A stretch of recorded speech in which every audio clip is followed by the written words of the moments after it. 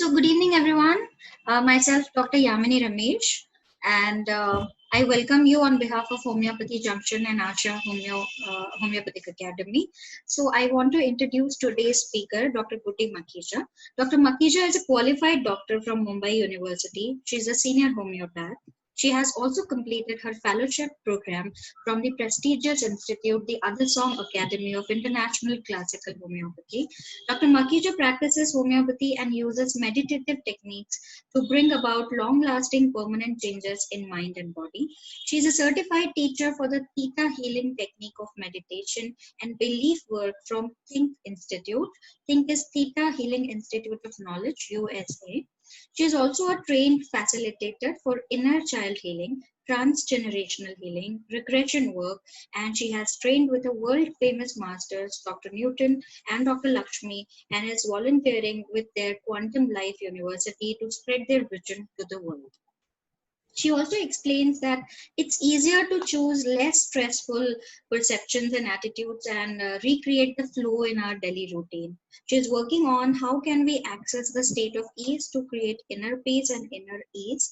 She has some wonderful treasure box of cases also, which she has treated with homeopathy and other healing modalities. So today she will be sharing her work on inner child work. So today's topic is inner child work and homeopathy practice. So last time when we did the meditative techniques of case taking in homeopathy, we have got very good response, and a lot of people were asking about what is inner child work and how we should do that. So we have requested her to share this whole thing with all of you, and I'm very happy that Dr. Goody has accepted this invite, and she was readily agreed to the invitation. Thank you so much for your precious time. Okay, so now I'll mute myself and you take over.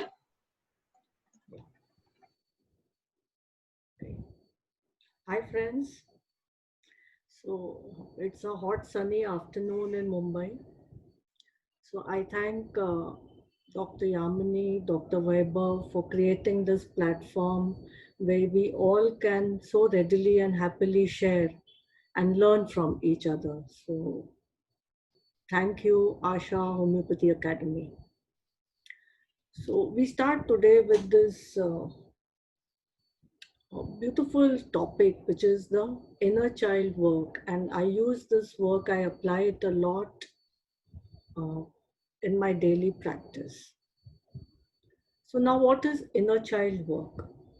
So we will start with the definition of inner child.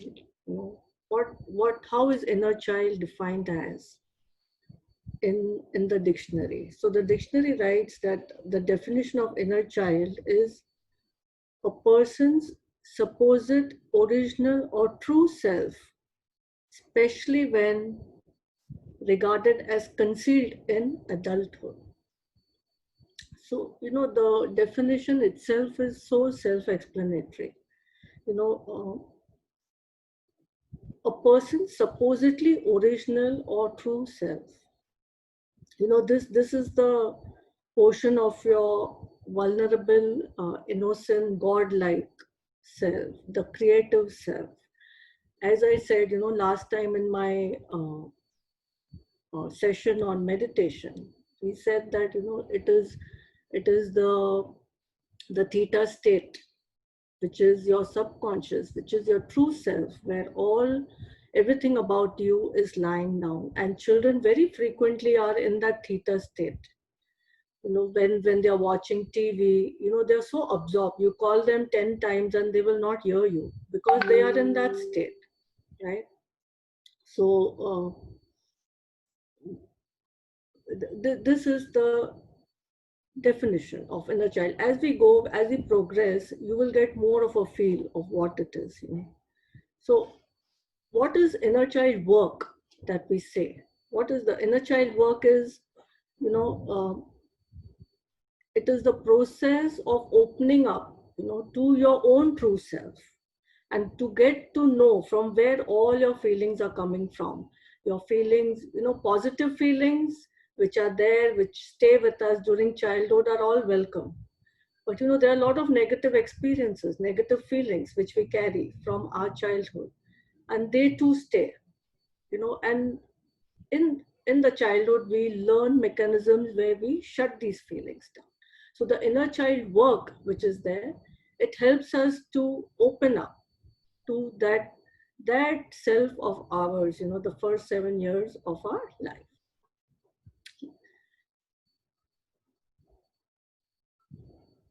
So what does Albert Einstein say? He says the pursuit of truth and beauty is a sphere of activity in which we are permitted to remain children all our lives. Such a beautiful saying. He's a great master, Albert Einstein.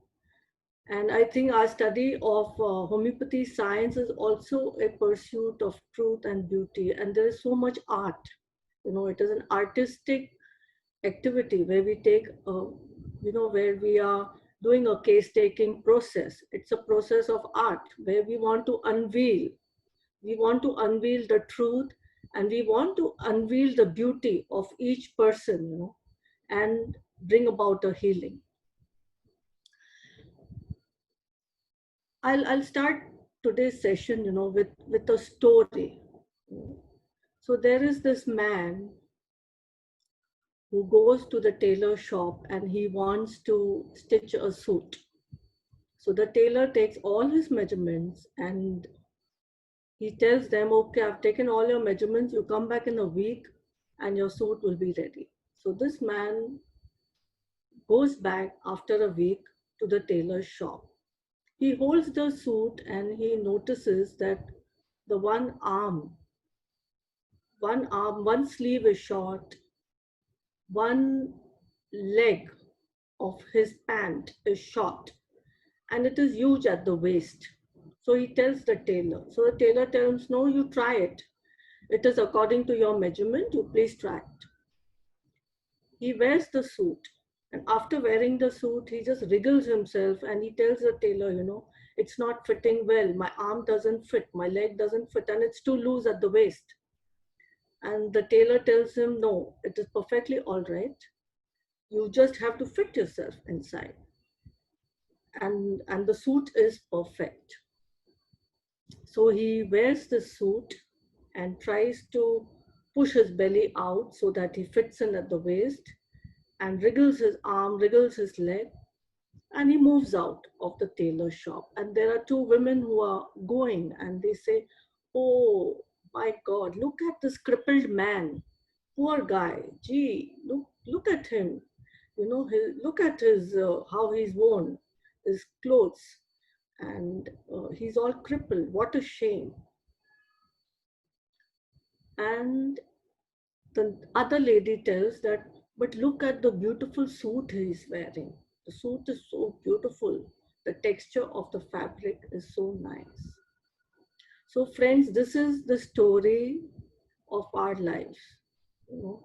And this tailor is our social conditioning, our culture, all that we have learned from our authorities, where we try to fit in.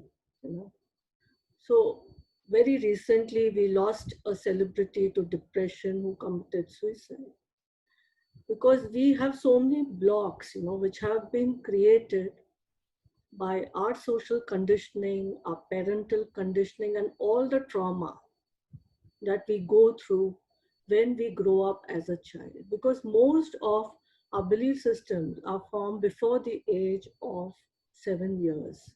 So this 0 to 7, I won't even say 0, because the womb, the conception, the womb process is also very important.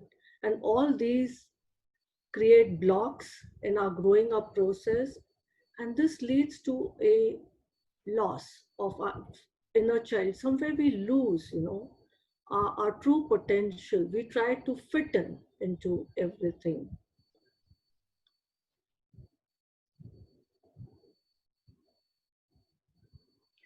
A child always learns how to survive. In the early years, a child is always dependent on his caretakers, on his mother. Once he goes to school, which they do very early nowadays, at 1.5 years, they're already put to, I won't even say preschool, it's a pre-preschool, which is there. So, children learn how to, adjust, how to survive. They learn mechanisms so that people around them are happy with them. And in this process, we learn how to wear masks. For example, if there is a child who is creative, who is good, he may enjoy laughing and dancing with his father at home. So just imagine if there are guests at home, there are 4 guests who come in and the father tells the child, चल तुमको नाचना बहुत अच्छा आता है, नाच के दिखाओ. And the child, in order to please his father, dances in front of these 4 people. He may enjoy it or he may not enjoy it, but he pretends. He has to please his father because he's primarily dependent on his caretakers who are his parents. So in the process, the child learns all mechanisms, how he can survive. Because now this child, if he doesn't dance, he knows that his father is going to be angry with him. Maybe spank him or not talk to him or punish him for not being a good child in front of the guests, because the father wants to show that how smart his child is, how talented his child is. So in this process, the child learns how to put on mask and to project only those aspects needed to survive in this world. So this whole process about this inner child work is to be aware of the wounds.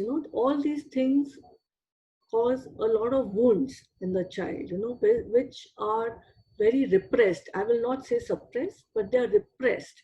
Till as we grow older, we realize that we have blocks, and we want to heal ourselves. As we become aware of our wounds and we try to heal them and we retrieve the inner child. So this process is called as the inner child work. And we as homeopaths, we know that, we take a lot of history. We take the mother's history during pregnancy, during conception. We take the history of the childhood. So, these will be finer things that we can add to our case taking, which can help us find a remedy.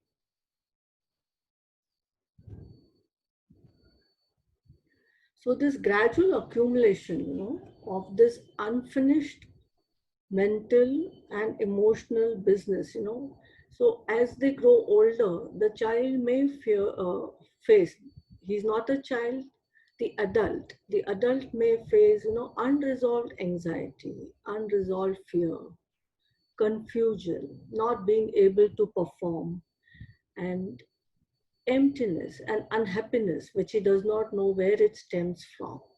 So all these issues are from the baggage that we carry from our childhood, which is very difficult to shake. So this we incorporate in the inner child work. So as I said, the inner child is the lens through which we view and we experience the world. This means that, whatever belief systems that we have formed before the age of 7, whatever we learn, whatever we have heard from our authorities, whatever we have heard our parents tell us, so we form our world we perceive the world through all those lenses that we add on in front of us, So an example would be me, I'll tell you that my mother went into labor when she was watching this movie, Goody, the Jaya Bahaduri movie, that was 1971. So it was natural that, I was born and my grandparents were very happy and they named me Goody.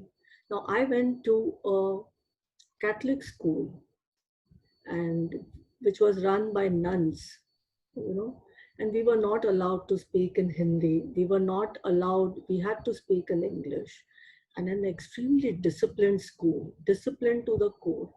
So naturally, my friends never commented on my name, but it was the teachers and my all the principal and everybody in authority who had a problem.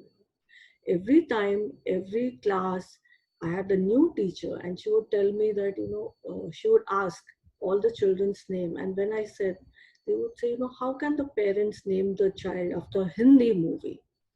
A Hindi movie. So this was repeated. So this was, I'm just telling you that these things trigger a child. Although I made the most beautiful friendships, my takeaways were different from the whole thing. But these are small examples that how things around the school, around home, can really affect in the thinking and the belief systems of children.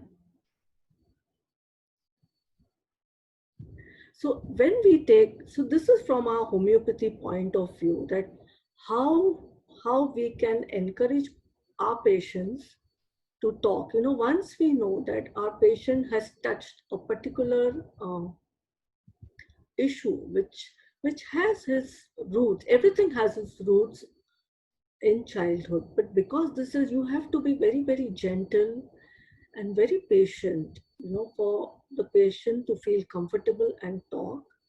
So, these are some exercises that we can help the patient delve into their unconscious and subconscious mind. So, dialoguing, talking with your inner child, journaling from your inner child's voice, talking with a therapist from your inner child voice. Like in US, they have special therapists inner child therapists, and they give you a small toy which you keep and you name, and you talk from that toy's voice. So that's a therapy. And so talking with the therapist from your inner child's voice, meditating to feel in touch with your inner child, working with a pillow or a doll or a stuffed toy that represents your inner child, play techniques in the therapy room, and learning to parent yourself. So this inner child work is all about reparenting yourself. In the inner child work, the linear time does not exist. So, whenever we see that there is an issue with the inner child work, the mature adult self can go to that child self of you and reparenting it with strong affirmations that yes, you are not alone, that I am there for you, and I am there to support you, and I understand you, and start a dialogue with that inner child. Start talking to that inner child. So any questions up to now? Dr. Yamini, shall we move ahead, or anything? I would like it to be interactive. Any questions, or we proceed further? Yeah, so I can't see any questions. So guys, if you have any question till now, you can write it down or raise your hand. Otherwise, we can move further. Yeah. You can write in the chat box. I am looking at it.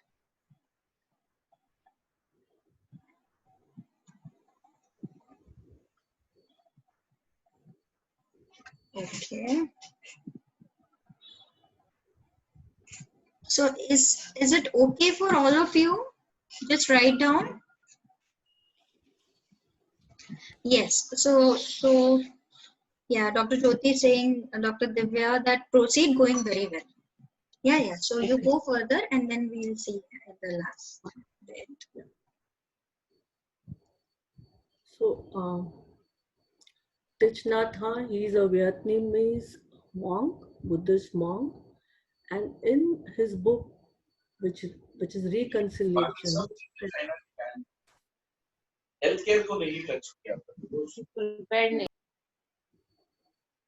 So in his book, he has said that in each one of us there is a suffering child, and to protect that suffering child, we all try to forget the pain, and which comes from, and very often, like we feel the pain from a very deep place.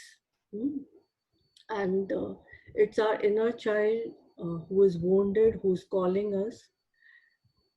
I think you all must read this book, Reconciliation. It's a beautiful book. And a lot is written about the inner child. And actually, we all have a wounded, suffering inner child inside us. And especially when our patients come back, with disease. So in homeopathy, I need not tell you, we know that the mind is affecting the body. So it's always of the cry of the vital force that something is deranged and something is wrong and something needs to set in order. So it is worth exploring during the case taking. I will share some examples with you later. Hmm?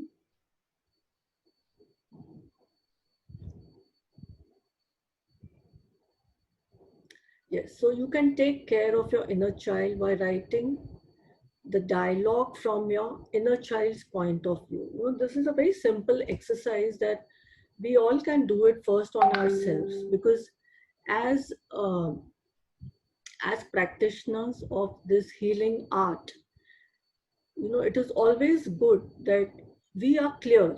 We are absolutely clear, so that we can mirror the state of our patient. We are able to resonate and be at the same on the same page as our patients, and we don't view the patients from our own lens, but from a totally unprejudiced point of view. So this process really helps in that. So what happens by writing is that we give a voice to the pain. Especially I have seen this in cases with fibromyalgias, that chronic fatigue, chronic tiredness syndromes. It is worth it that journaling and talking to the pain from the inner child point of view. And sometimes some deeper psychological work is needed.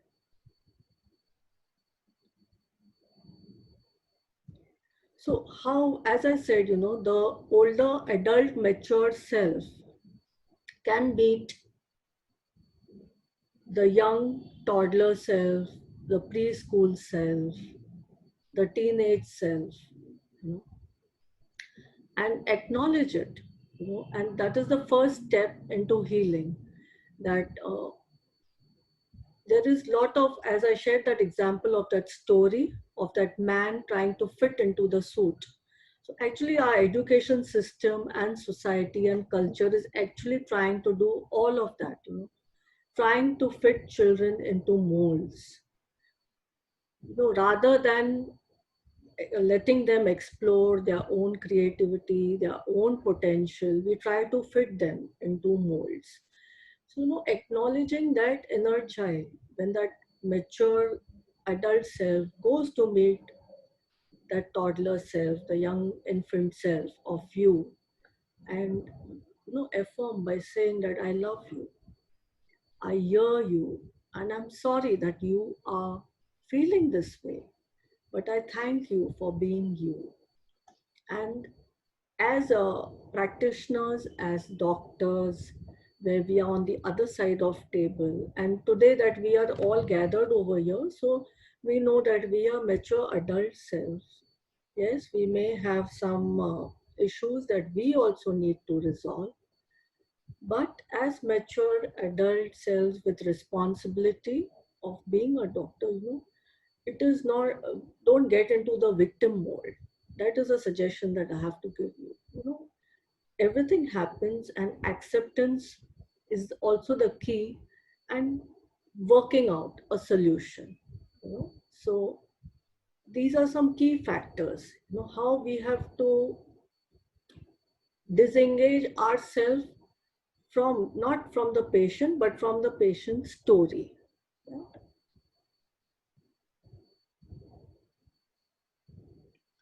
So listening and communicating with the inner child, whether on paper or during psychotherapy, is very crucial for transformation to occur.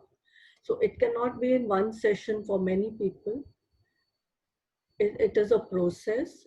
As trust builds up, as we listen more, as we become more free with our patients, better communication with the patient's inner child leads to very path breaking transformation. So this is the same thing, how we communicate with the inner child. So, you have to tell your inner child that you recognize him and that your intention is to do everything in your power to heal his or her wounds. Some people say that after they've written a few letters to their inner child, they feel that the child writes back. Initially, your inner child may be very scared to communicate with you, may not reply back, but after some time, they find that the child starts communication, the child writes back. Sometimes many answers can emerge in letters or verbal communication. It's so important to ask the inner child what he or she is feeling and what is needed right now. So we start maintaining a dialogue. So this is also from our homeopathy point of view. We formulate a dialogue. We write a letter to him or her. Then we say nurturing things. I love you, I hear you, thank you, and I'm sorry. Look at your photos. This really helps, uh, case taking with adults. We ask the patient to get few photos of themselves as children, and then after seeing that, that particular photo which he has chosen to bring, we ask the patient that, what is happening at that time in this photograph, where is he, and who are the people around him, and how are they influenced with these uh, uh, with these surroundings. How is the surrounding affecting him, in what way? Hmm? And what is bothering him at that time, or what is making him happy. So think and write about what you love doing when you were young. And another way is meditation and creative visualization. So now from conception to birth, you can just take down these names and read. I'm just giving you pointers because the topic is very, very, very vast, and it's not possible to speak about everything in a session. But the pioneers Thomas Verney and Chilton Spears have carried out extensive research about the fascinating in utero stage of life. So please read them. So we as homeopaths, we know that from the point of conception to birth is so important. The mother's history is so important. We know that effects of chronic stress increases adrenaline and cortisol, and there is a vast array of complaints. And nowadays the electromagnetic field uh, is about 300 times more than our grandparents. The electromagnetic field that our grandparents were exposed to, and it is so easy for this electromagnetic field to be conducted through the amniotic fluid. So all fetus is more exposed to all these things. Now, what causes stress during the birthing process also? I'm not stressing much on the period of conception and pregnancy, as we are all aware as doctors. So stress during the process of birthing, what can cause stress? The blinding lights of the labor room and the the operating rooms. Then, as children are born, the application of ear drops, eye drops, then loud noises, keeping the neonate upside down, hitting the baby on the back. Then the temperature trauma, because he is very warm inside the mother's womb, and suddenly we know that all labor room is centrally AC, the operation theaters are air conditioned. Cutting the umbilical cord suddenly, all this causes a lot of stress in the child. Abnormal births creating trauma. So there are some belief systems which are formed which create trauma at birth. If the birth is very fast, the child does carry this belief, time and tide wait for no one. So this is all come out from research from various authors, which I have put down. Delayed labor. If the labor is delayed, the child feels that life is a struggle and they feel powerless. Breach. No, it's on the wrong path and not confident about the direction in life. A cesarean lacks self-confidence because the womb is so secure and suddenly the child is out into an insecure world. And in induced labor, they have that belief that they are born at the behest of someone else. They never really made the choice. And this can reflect as difficult relationships in the adults. Cord around the neck. The people who are born with this cord around the neck very frequently cannot express themselves. They feel their throat is constricted and emotions are cut off. Yes. So, the abnormal births that create trauma are, cord around the neck leaves feeling adults. People who are born this way cannot express themselves and they feel that they are cut off from the emotions. Then attempted abortions, feeling of rejection, and feeling of being unwanted and unloved. Babies in incubators feel cut off from the rest of the world, lonely and aloof. Premature births leave children feeling overwhelmed. With twins, you feel shortage of space, feel restricted, and associated feelings of lack. So why I'm telling you all this, because even when we do this process of inner child work, the very fact that um, reliving the process, just being aware and talking about this process and acknowledging all the emotions around it brings about a drastic healing. This I have seen through experience with all my patients. This, along with homeopathy, because the feeling is very, very subjective to each and every patient. And these feelings give us an idea about the sensation, where it resonates with what in homeopathy practice. So it's a beautiful tool to explore.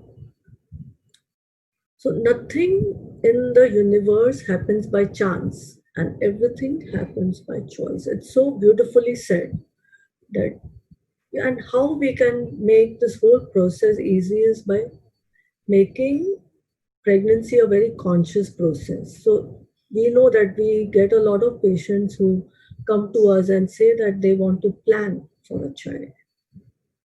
So, making pregnancy a very conscious process. If we ourselves are aware, we can make our patients aware about how to go about it. Because in the spiritual dimension, they say that a soul always chooses its parents few months in advance. It chooses its womb where it wants to be born. So by making, by conscious parenting, we can invite a highly awakened soul to the womb. And we all know that, stress during pregnancy is responsible, as we see nowadays, for a lot of ADHD in children. So meditation, heartfelt planning, visualization, we can invite a highly evolved soul. And the importance of a father's touch should never be underestimated. So this is a beautiful book, Keys to Becoming a Father by Dr. Sears. You can just make note about it and read it. So there's a lot of work which is done by Rudolf Steiner.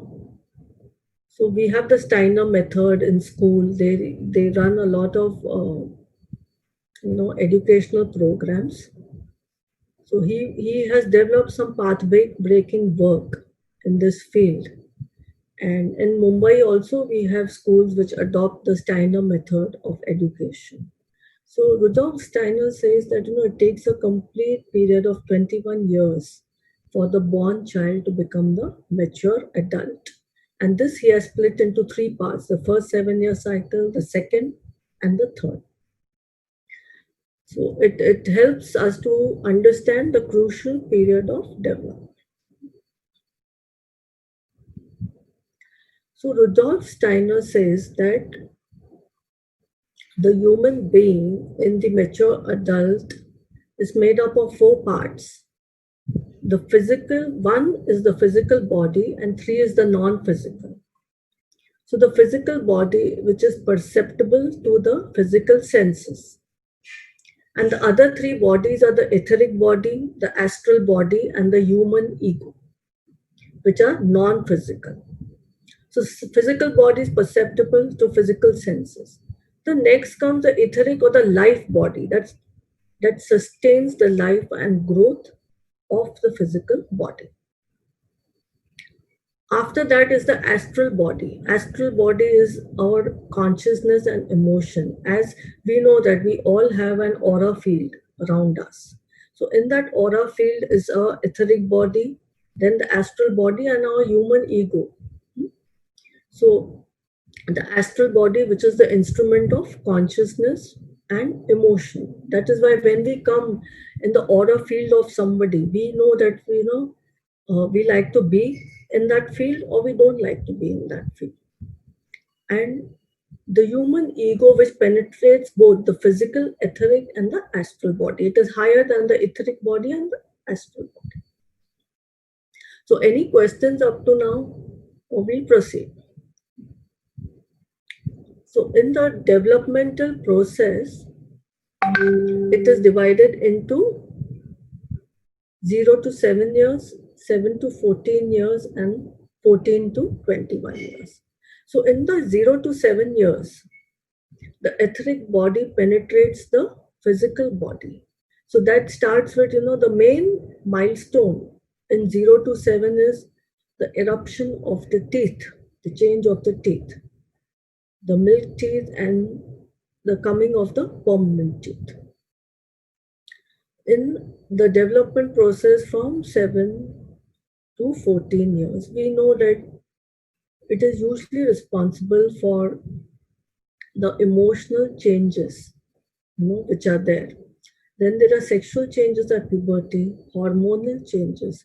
So this astral or soul body penetrates the physical body and the etheric body. And then the ego penetrates all three: the physical body, the etheric body, and the astral body. So that is the phase, from 14 to 21, the mature adult, the teenage years. I think the teenage is the most difficult part of our journey, and in this period where the ego wants to assert, where we want to, say that we are different,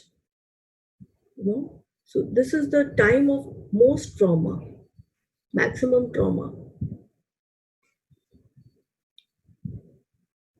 So now in the first 7 years, the child does not recognize itself separate than the mother. Like in the pregnancy, the physical body of mother surrounds the physical body of the child, and the child is completely protected. So the best way after birth to influence the child is through the development of his sense organs. So all his sense organs need to be stimulated. Visual, auditory through music, they learn visually, and through rhymes, the playway method of learning. Then the fine motor which develops through clay work, and so on. So the best way to stimulate a child is through the development of his sense organs. So the first 7-year cycle, Rudolf Steiner has divided into three parts: the infant self, which is 0 to 2 years, the toddler self, and the preschool self. See, the whole beauty about is that even when we are using this method in the personal evolution module, where we know that, uh, where we map the patient and we know that, okay, it is womb stage, it is the infant stage, the toddler stage of that time. And did you like the child you were? Were there any issues? Did you face any trauma? And how does it make you feel today? So basically, as homeopaths, we can use a lot of inner child work in addiction and in depression. In depression, I would suggest that to have a supporting family system is important when you start counseling the patient and doing the inner child work. Uh, Please do not do it when the patient is alone, until and unless the patient starts getting better, has complete trust on you and himself. Yeah, because it would be very painful to access those incidents, or the painful traumatic circumstances around that time. So it would be a gradual process. So don't be very enthusiastic. Do it very gently with the patients, especially when troubled relationships, chronic dissatisfaction. A lot of patients come to us that, in spite and despite, they are not happy. And we know that, homeopathy believes that everything is psychosomatic. So for a lot of asthma, skin disorders, and especially if you recognize that the child is very much compensated. So the adult is compensated.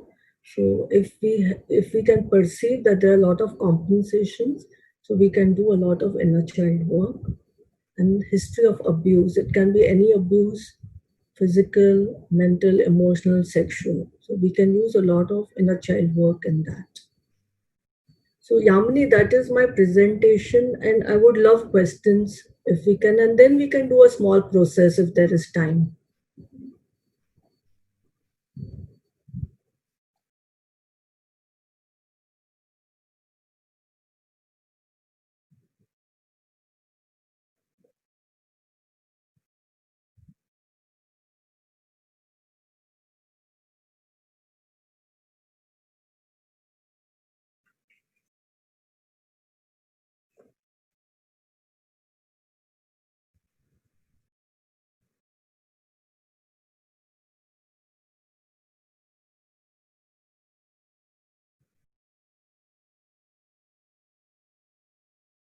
And can you repeat the question, Yamini?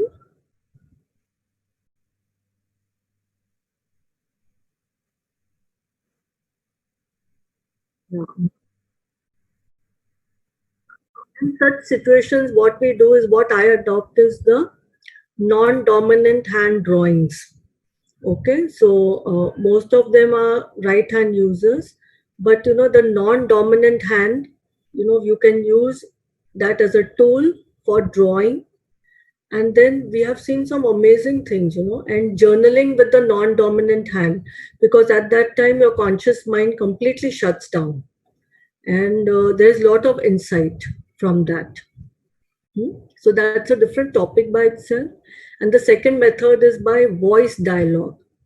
Voice dialogue means there are inner child archetypes that reside in us. The different inner childs. There is a playful inner child. There is a jealous inner child. There is a communicative inner child. There's a playful inner child, etc., etc. So this I always put an analogy into homeopathy is that when we take a case, we feel that अरे ये भी है वो भी है ये भी है. There are a lot of layers to that. So the use of voice dialogue, which inner child is dominant at what time. So we can use that.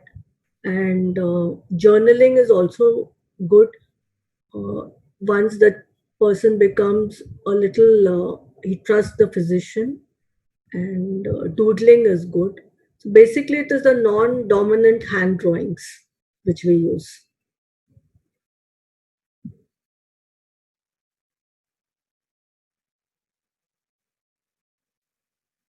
Yeah.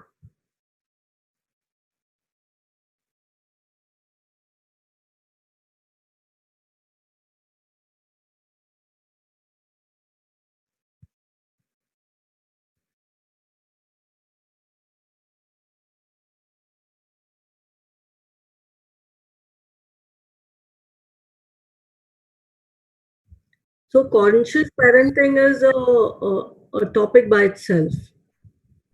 So you can always encourage your. If I'm understanding right? During pregnancy, what is the guidance that we give our patients? Is it?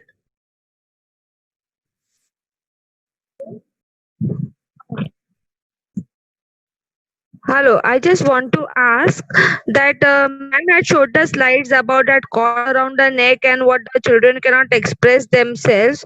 So, are these conditions means if a child is born in these conditions, and when we take the history of a patient in homeopathy, should we whatever the mentors that the people give? Can we relate this with the during the history taking and the solving of the case? Yes, absolutely. So these are just clues. This is Okay. all this information is after a lot of research done by doctors all over the world. So Okay. these are, because the inner child work is a vast topic by itself, and there's a lot of literature which is available. So these are the key. I have just given you the key, and I have just touched the tip of the iceberg, so that you all get encouraged to start reading about it. And Yes, that is necessary. Thank you, ma'am. Thank you so much. Okay.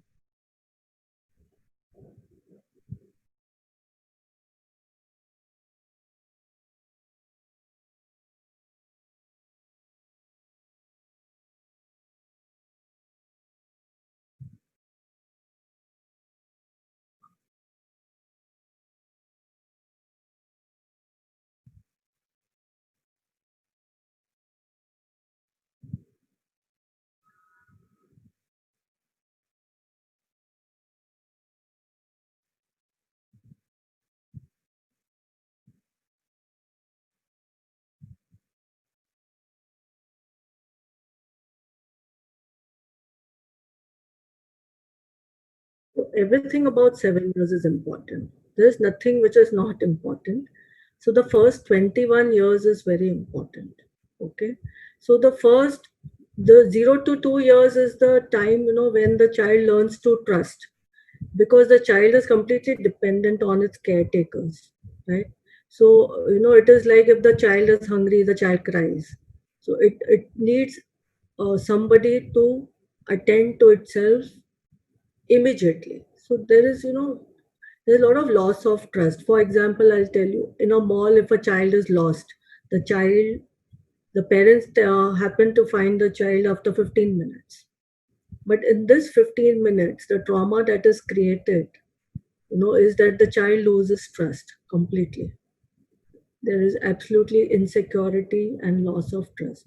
So when the child is an adult, although the parents have been around all the time, but this one incident of a 15 minute can create a wound in a child. So in the adult, when the adult comes, and he has an issue with trust, but he doesn't know where it stems from. So this is just an analogy.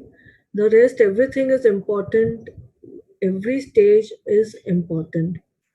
So, in it's just that, like, in 2 to 5 years, when communication is there, where any issues with communication, with expression, with communication, you know, when we know that, with communication, Either we shut down, we learn how not to express ourselves, or we learn that what to express to please our caretaker. And of course, the 5 to 7 years is, a lot of fear sets in the preschool self, and there is a lot of belief system which is given by authority. In 5 to 7 years, again, the child is left alone in the school. He is subject to discipline, and he is subject to, the competition which is there nowadays. Where parents are very proud to display the child, the prowess, the intellectual prowess of the child.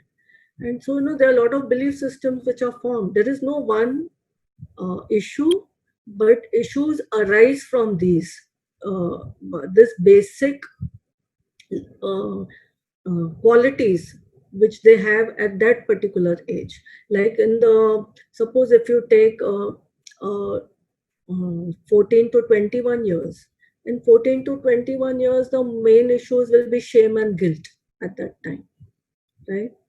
So everything is linked to that age and the issues which are evolving. But to be more particular and more subjective, it would be nice for the patient himself to guide you with your photographs, with what is happening around that situation, how he is feeling about himself, how he feels about the people around him, and what is his takeaway at that age, what he has learned at that age. See, the whole process of a healing is what? It is unlearning and learning. We unlearn something to learn something new, and body is just a vehicle to tell you that something is wrong with you. A disease comes, is an expression to tell you that something is not okay. So we have to find that not okay part. Hmm? Does that answer your question?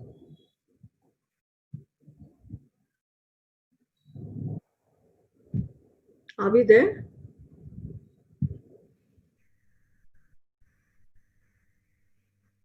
So, does this answer your question?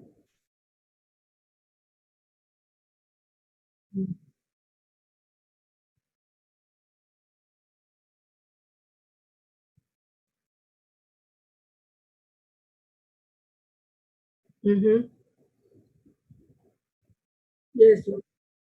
Yeah, because it's a very sensitive topic, for everybody, and especially for our patients. And it is a willingness of the patient, because it requires a lot of courage to face that part of you which you have shut down completely.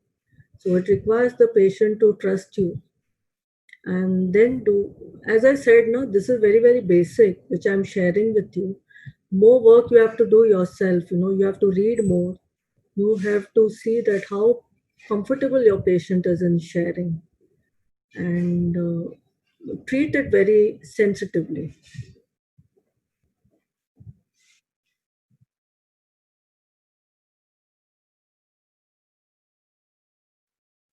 We are doing that only. See, when I said that it's only a mature adult who comes with issues, that we do the inner child work, because a child is a child. We don't do inner child work in a 7-year-old. We will do the inner child work later, or we will do inner child work in a teenager, or a college going student. But as a mature adult, that's what I said, that in the inner child work, linear time does not exist. So me, Goody, as a 49-year-old, goes to meet my 5-year-old, and I reparent my 5-year-old, and I tell him that I have come from your future lifetime, and I am there for you, and I feel what that child feels. Hmm? I feel the pain that my 5-year-old feels, and I choose to heal it. I reparent that child myself. So in that way, I retrieve and reclaim my inner child. Am I clear?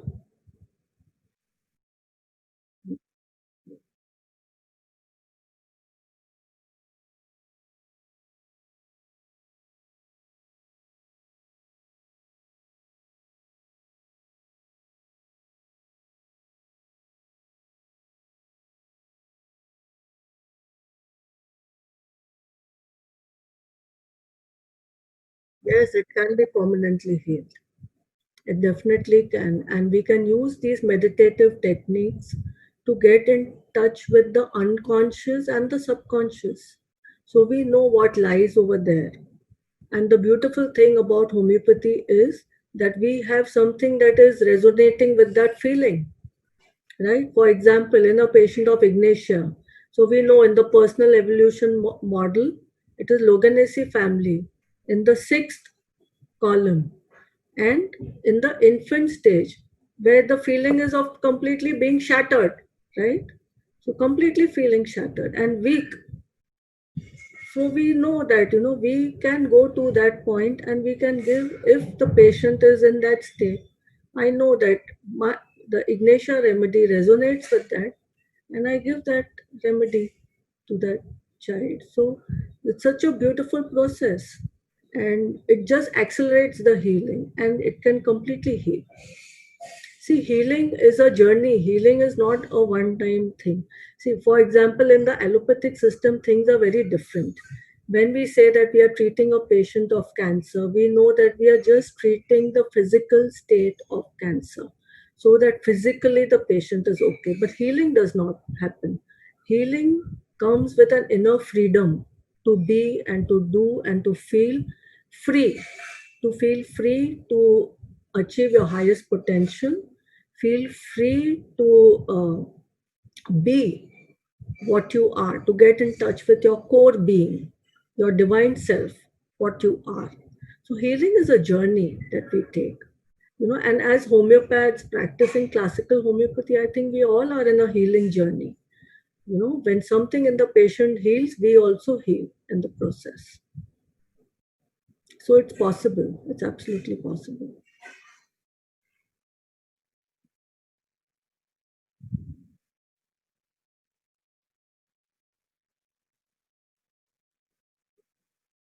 Okay, so there is a lot of work done by Alice Miller. Even if you simply go to inner child work, you will find an array of authors who have written some beautiful books. Like on voice dialogue, there is a different set of authors on voice dialogue. Then you will find, as I said, Pierce, Chilton Pierce, has they have done some amazing work on the in utero state of a child. And I myself have done the facilitator work with Dr. Newton. I think he's an amazing teacher. So you can go to their website, Quantum Life University, and just read about the inner child work, the facilitator work which is there. And there are plenty of other books also. Hmm? So just read them. I'll give you a few more names. Uh, mm,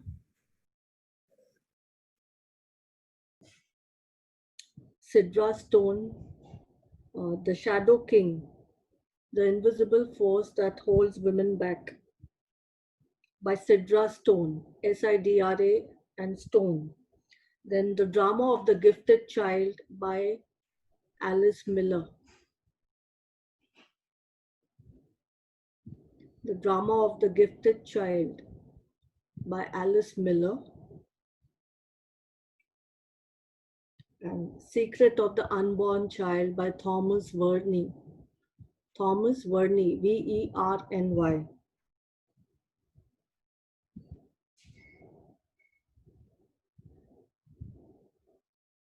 And another very beautiful book is, there are books by Krishna Nanda. Books by Krishna Nanda. Krishna Nanda is an author.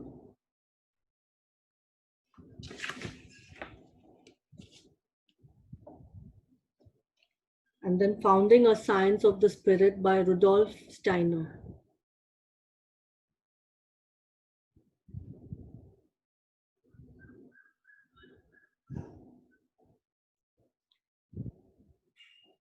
And What Do You Really Want for Your Children by Wayne Dyer.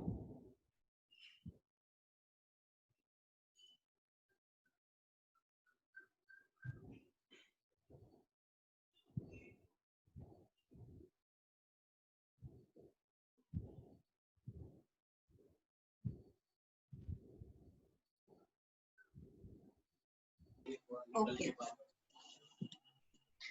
great. So somebody has also typed. I also typed, which works.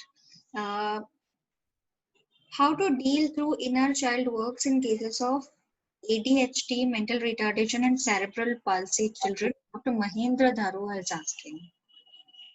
See, basically, I'll tell you from a higher point of view in cases of mental retardation and cerebral palsy.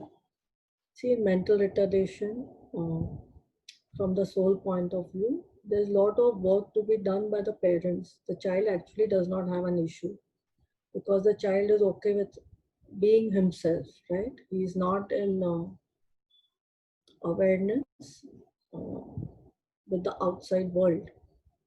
There are no, he does not have to please anybody. Yeah, so he does not have any issues that he needs to resolve. So it needs it. These children are born so that the parents have their own learnings. So as we all know that we take the pregnancy history from the homeopathy point of view, we take the history during pregnancy, the stress, the interpersonal relationship, and you can go into the childhood history of the parents and the family history, which is so important, the situations in their life. And in ADHD also, of course, the symptoms of the child, which are very, very apparent, need to be taken. In addition, we can try to heal the parents. Hmm? Because as I said, in the first 7 years, the child does not feel different from the mother. He is in the energy space of the mother. So the mother's healing is also very important. As we know that, in a neonate, in an infant who, with a mother who's breastfeeding, many a times we give the remedy to the mother and not to the child, which brings about a healing in the child. So these are some avenues. These are not all the avenues, these are some of the avenues where we can start our work.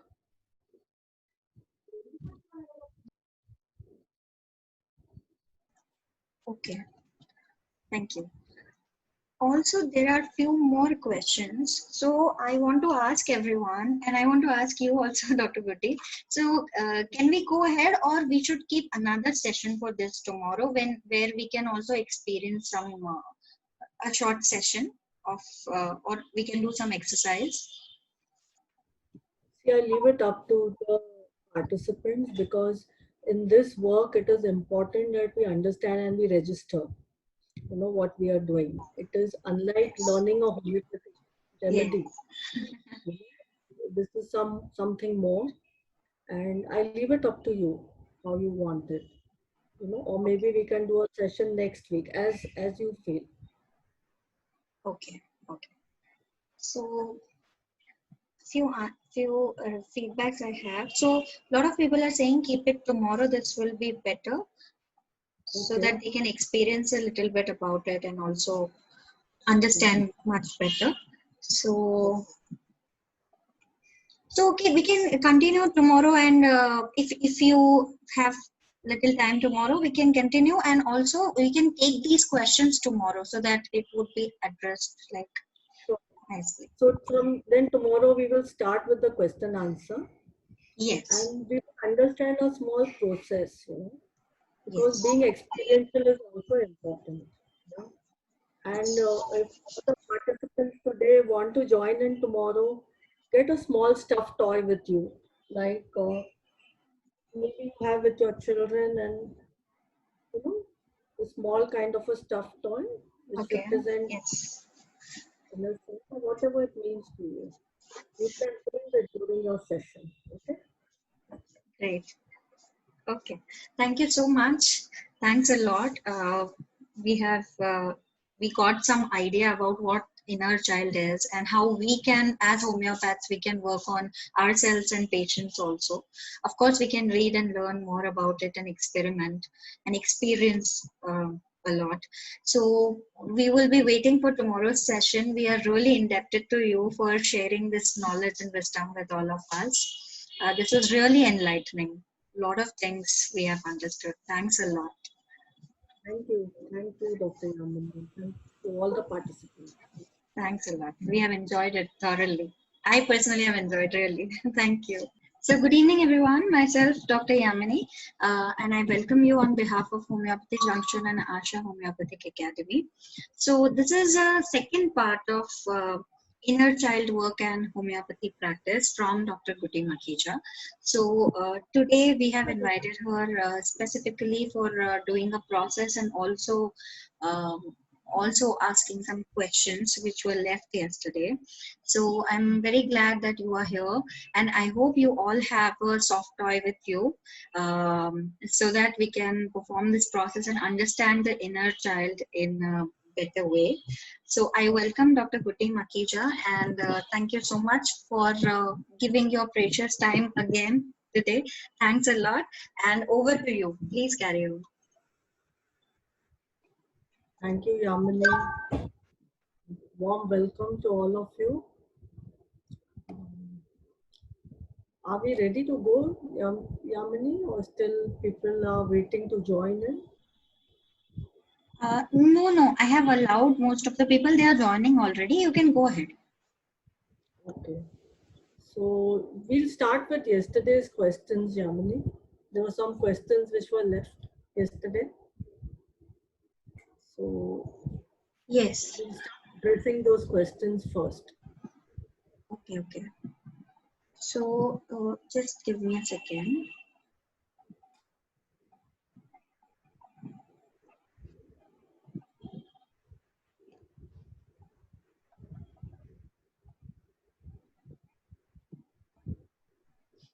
So today, friends, is going to be a 40-minute session, of which I would like to devote about 20 minutes to a process that we will do.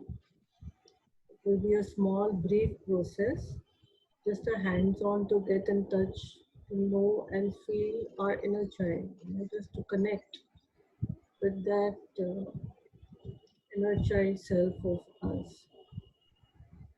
So there were a few questions which needed to be addressed yesterday. So we will continue that today, and then we will come to the process as we all get comfortable with the class. Yes. So should I read the question? Yes, yes. Okay. So how to deal with the inner child works? How to deal through inner child works in cases of ADHD, mental retardation, and cerebral palsy children? Yeah, so we'll address ADHD. So we all know the clinical features of ADHD. So the best thing in addressing ADHD is, first we know that food, we avoid refined food, flour, sugar, and all the food that we advise our patients not to have in ADHD. Addressing any issues of the parents is also very important. Uh, it's very important to address issues. And one thing is that all children are predominantly right brain. You know, before 7 years, they're predominantly right brain, so they pick up creative arts very well. And we can use, even in autism, in ADHD, we use this creative art methodology where music therapy, dance therapy really works well. Like Dr. Rudolf Steiner worked with children, and especially those who are developmentally disabled, like cerebral palsy, using music, art, and a therapeutic movement called eurythmy. So we know that Tata Institute also conducts these facilitator courses for dance and movement therapy.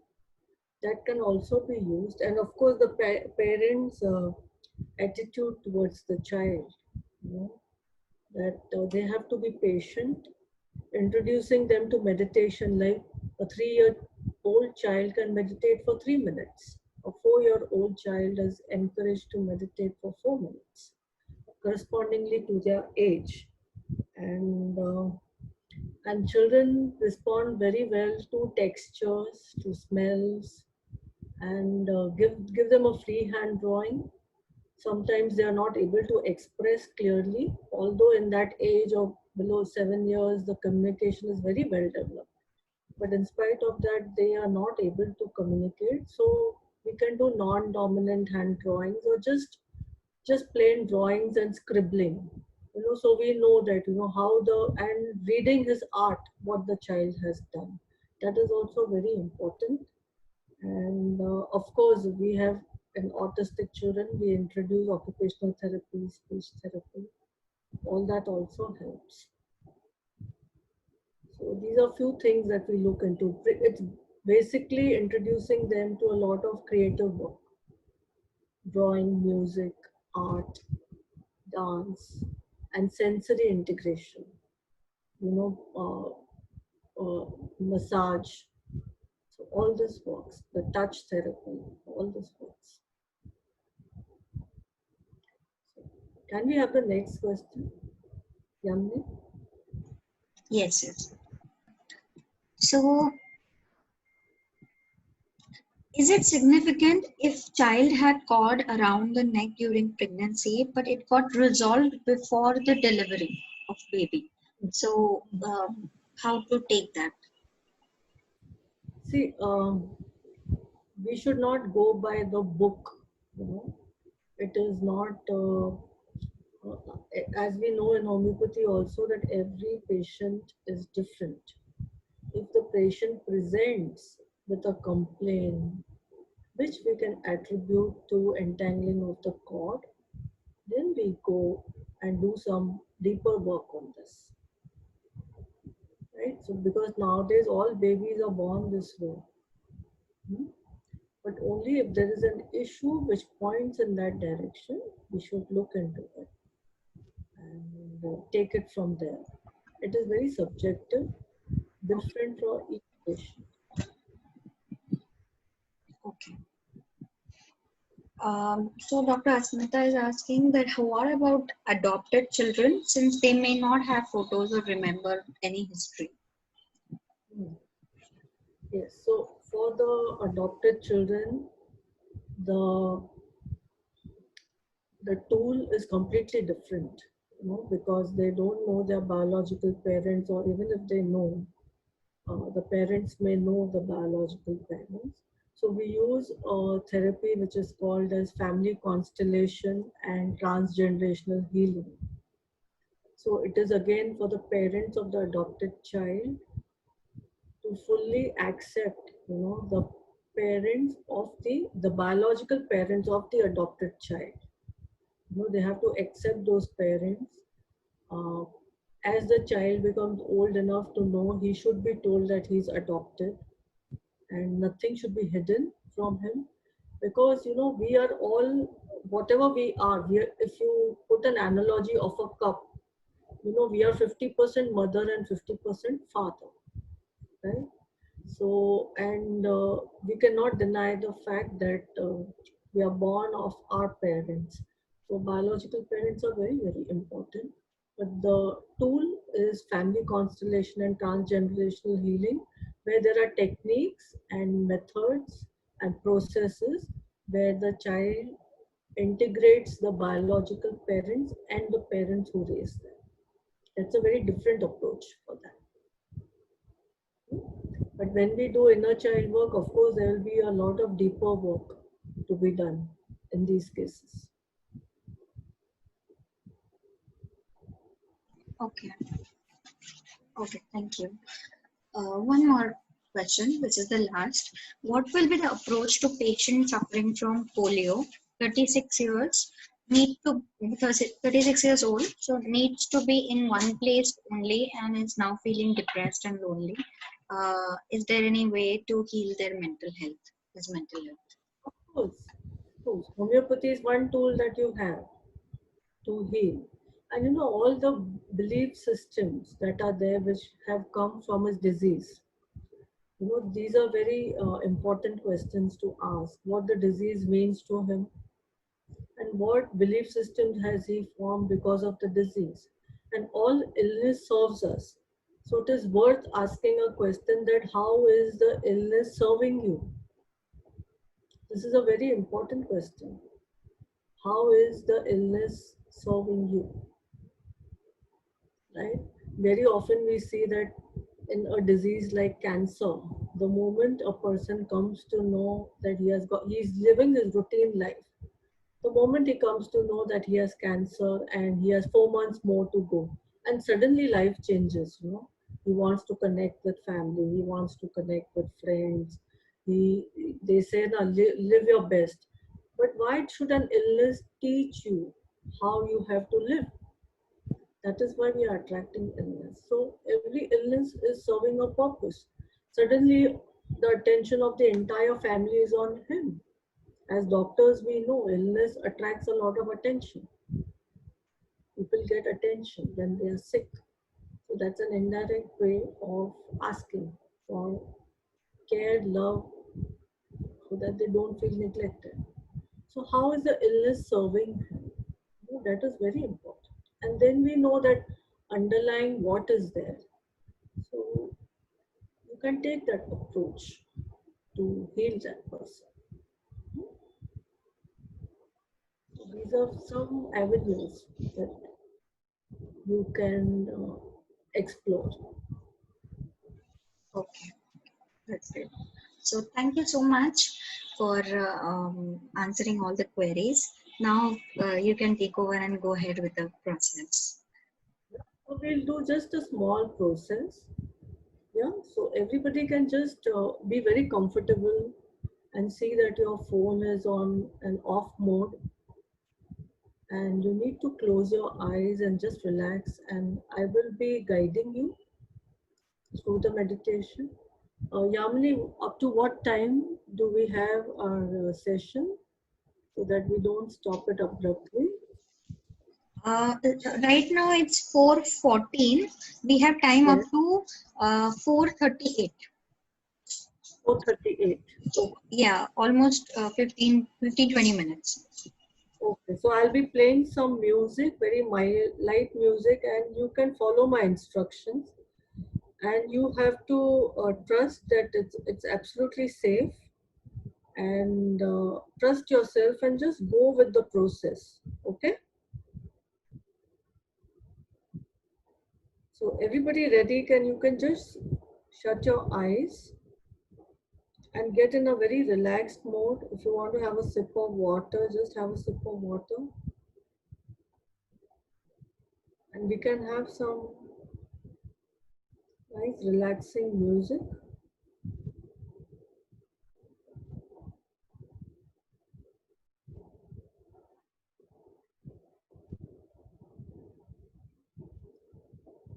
Just take a deep breath and connect to your in breath and your out breath. Just breathe in deeply. Just connect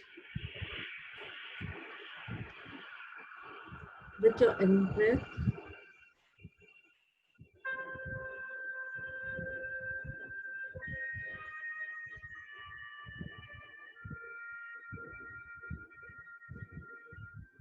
Just align yourself completely to the moment. Just breathe deeply. As you breathe, you will notice that there is a lot of crowding of thoughts in your mind. Just observe them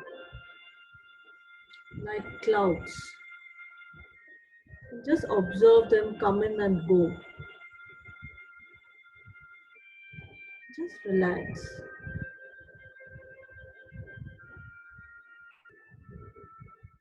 And every sound will take you to a deeper place of relaxation.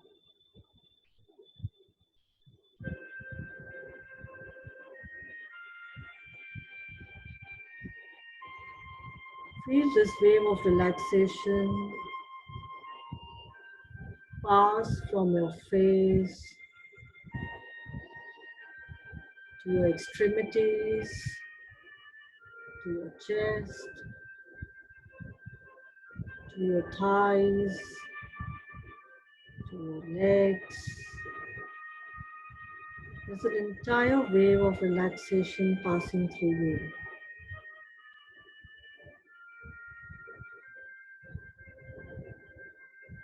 Just breathe. As you breathe, I want you to imagine your most beautiful place in nature for relaxation. Just go to your most favorite place. It can be a beach, it can be a river, a forest, or a quiet corner in your home.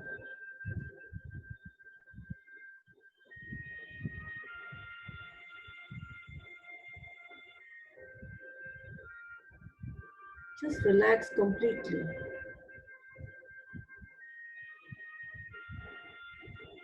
As you relax,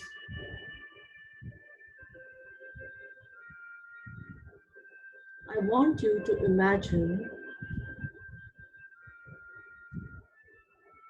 your childhood home.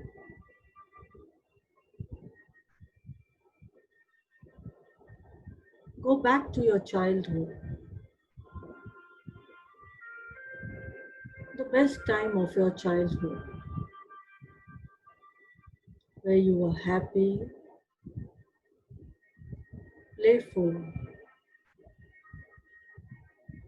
completely non restrictive.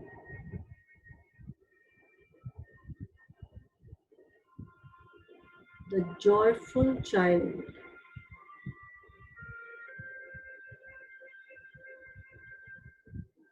Take this child to your childhood home.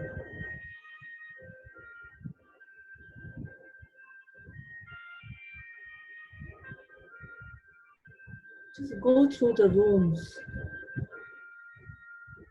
Remember your home very well.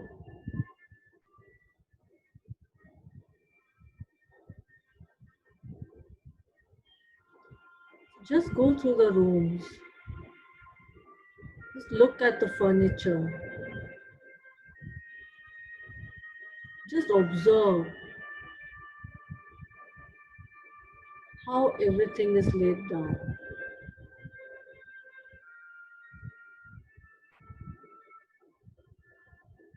Any aromas, any fragrances in that home.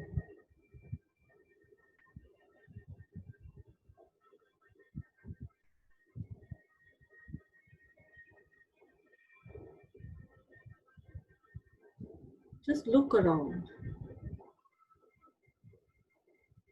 As you move about,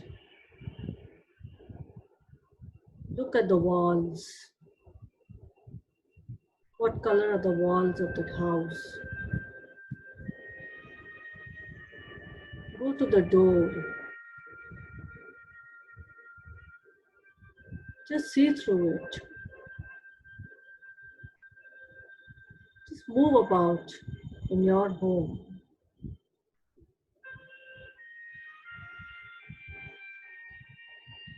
As you move about in the house, just see who is around you. Who are the people who are staying in this house?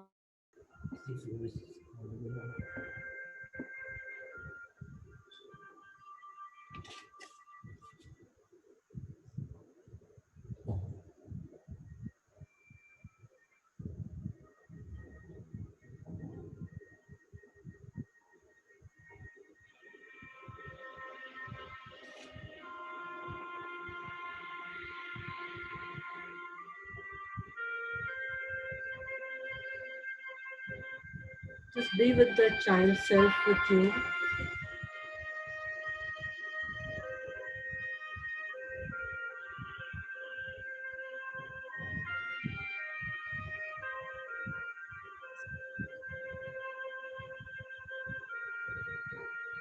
Just look at the child self and see what age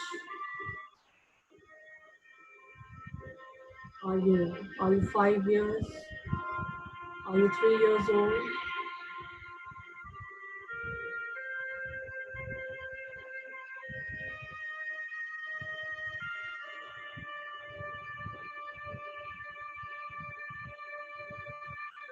How are you? Are you happy?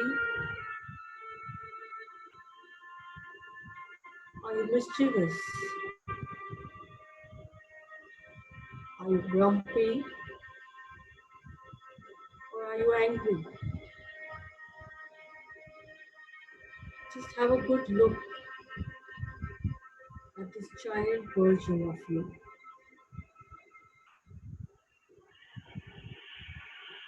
Just connect with this child version of you.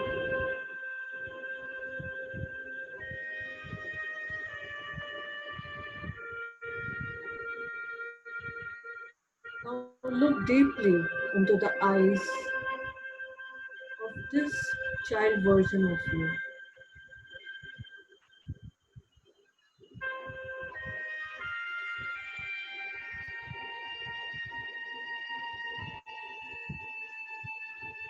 As you breathe and you connect, this mature adult self of you looks deeply into this child version of you.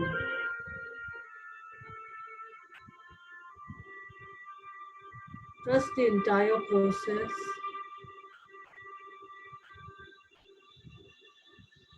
Tell this child version of you that it is completely safe,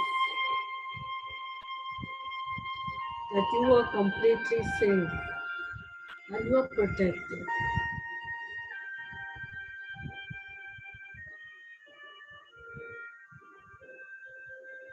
And tell this child version of you would like to communicate with him, that you are his mature adult self from a future lifetime. Does this child version of you have a message for you?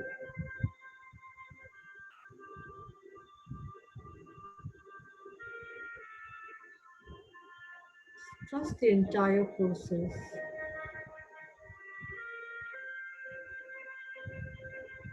and communicate with this child version of you. Listen for any messages.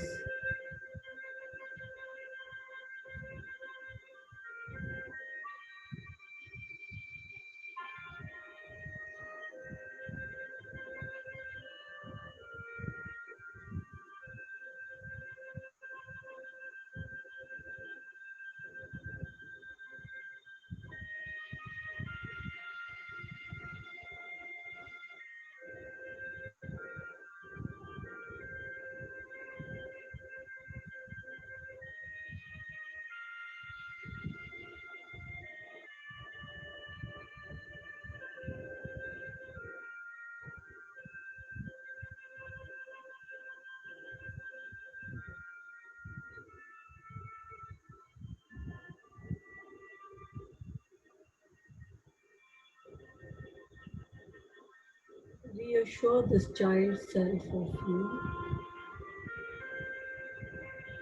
that you are here to help, to know better.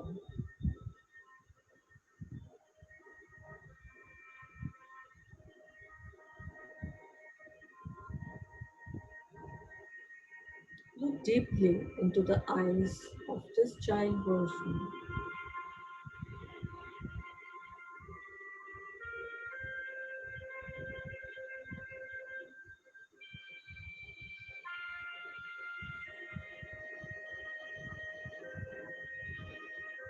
2 more minutes.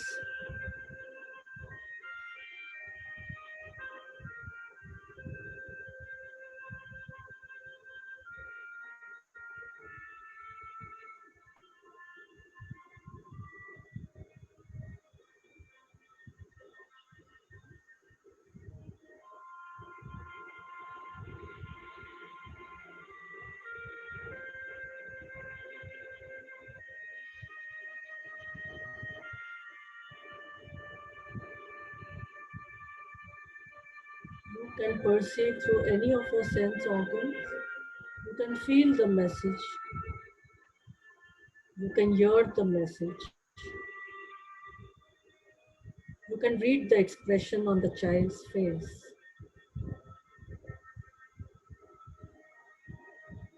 The touch can tell you something.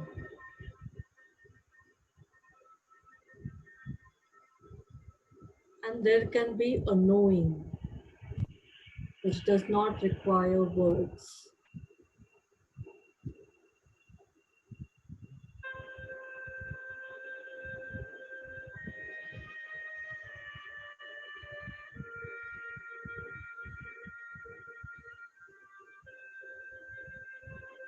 Now I would like you to hug this child version of you and tell him that he would always be there. You would always be there to listen to him, to communicate with him. Give him a warm hug and thank him as you go back to that favorite place in nature.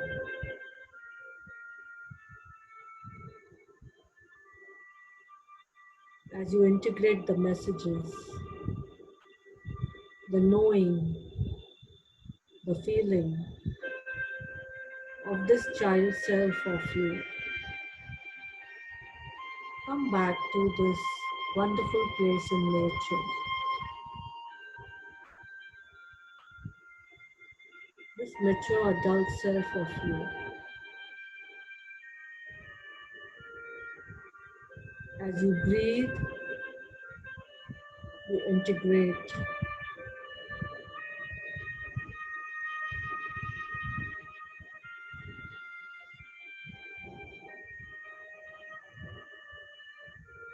And now you can choose to slowly and gently come back. When you are ready, and slowly open your eyes, rub your palms and place them over your eyes.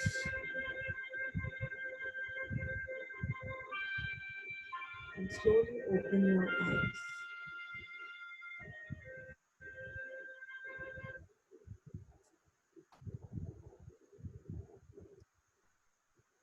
Dear friends, sorry about the internet connection in between.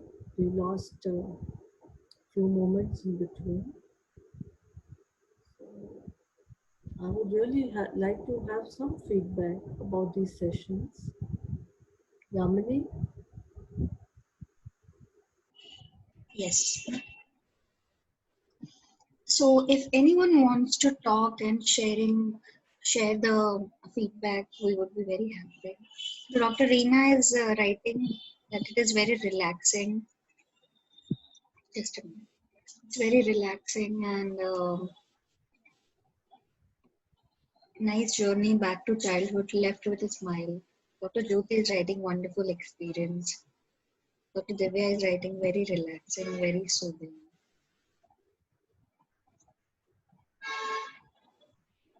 This was a very short and the relaxation itself takes you to an alpha wave, and as you continue the process, you can access your subconscious, deep subconscious minds, and you can access to a lot of knowing over there. Yes. I'm really happy that we have explored some tools how we can help our patients and some add-ons to our case taking with the inner child work. Definitely. Yes.